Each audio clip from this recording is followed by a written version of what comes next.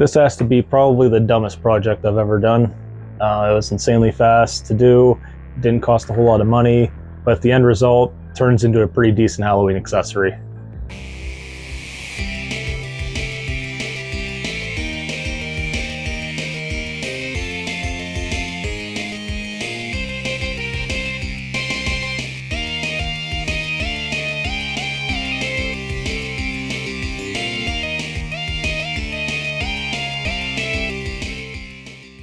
So this all started off with a basic Halloween basket from Walmart. These Ninja Turtle baskets were only about $10, and they had one for pretty much each Ninja Turtle. My girlfriend pointed them out to me while we were out Halloween shopping, and I immediately started laughing. I was working on a Shredder costume for Halloween, and I was planning on making some accessories to go along with it. And lo and behold, right before me are the heads of my enemies, the Ninja Turtles. It was perfect. I had to buy one. I started by making templates to reshape the eyes and mouth. I started with some paper and traced out the existing shape, because I couldn't change what was already there, I could only add to it. The goal was to change the expressions from the happy, smiling faces to a dead expression. I did this by sagging the bottom corners of the mouth and giving everything a downward turn. I then raised the teeth up so that the top teeth were more hidden and the bottom teeth were more exposed. I created droopy eyelids and an extended tongue. I then set those pieces aside for later. Up next, we needed to tackle the hole in the head. I needed to fill that cavity because I had a plush Halloween brain that I wanted to put inside, and I needed it to stick up at a certain point.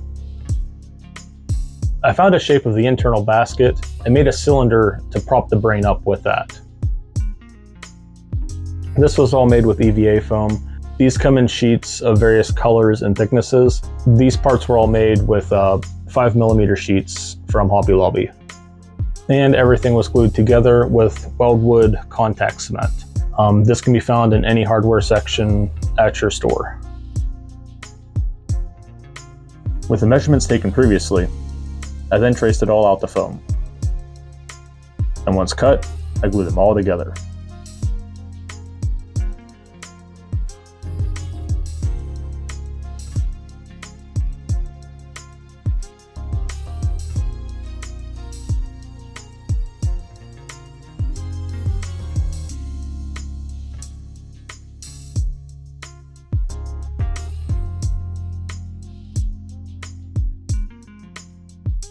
Once that was made, I wanted to make a lipper on the top so that it would be flush with the opening of the basket.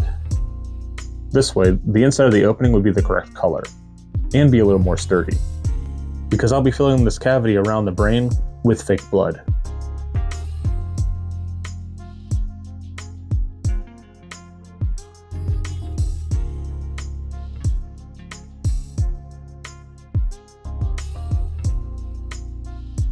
For the fake blood, I remember somebody mentioning that Michaels sells colored hot glue sticks. They aren't really hot glue sticks though, they're more like wax sticks. They melt faster, they drip like wax, which makes them great for like fake blood, or for some kind of stamp or seal. For example, if you're doing a purity seal, probably would be good for that too. They are a little bit on the pricey side though. They're like $5 for, I think, sticks of 4. Downside though, they don't bond to anything as well as hot glue, so they're more for decoration, not for any practical use. I used the remaining hot glue in my hot glue gun to secure the brain case inside the basket. I used up the rest of my glue around the edges until the red wax started coming out of my hot glue gun. I then used some tape to try and hold everything together while the glue dried.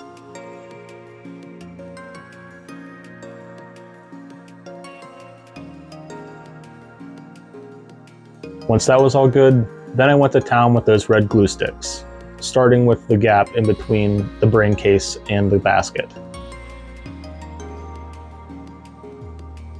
I kind of worked it in layers, doing several passes, allowing the wax to dry each time first.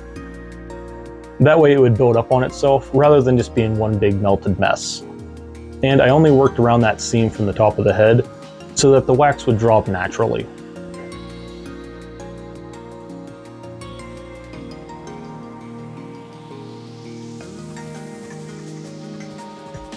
The brain was just a cheap Halloween decoration from Amazon. I cut open the brain at its bottom so that the glue had more to grab, and then I glued it all in place.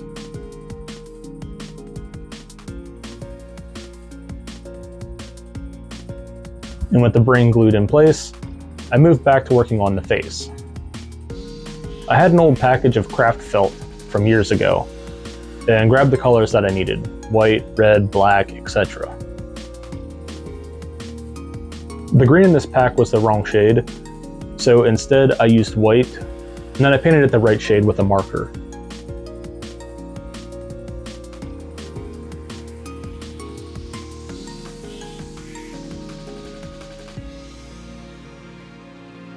From here, I cut out all my shapes from the paper template.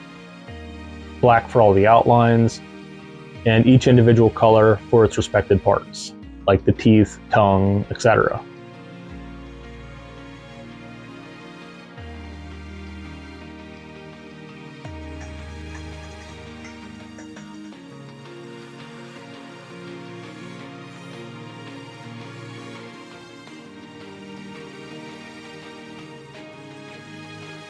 And with everything cut out, I glued the layers together with hot glue and pressed them together.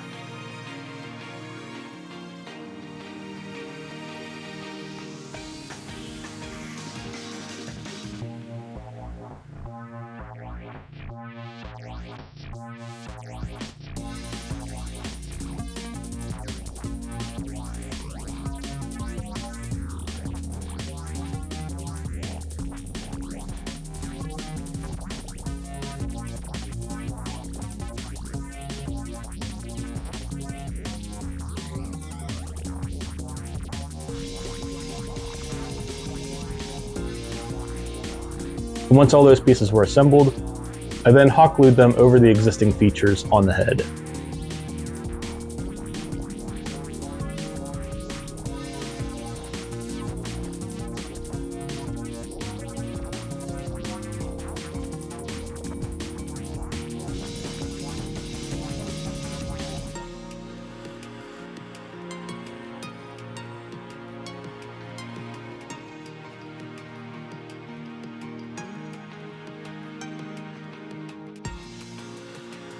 And then to finish it off, I then went back over it one more time with the red hot glue and used the remaining sticks that I had.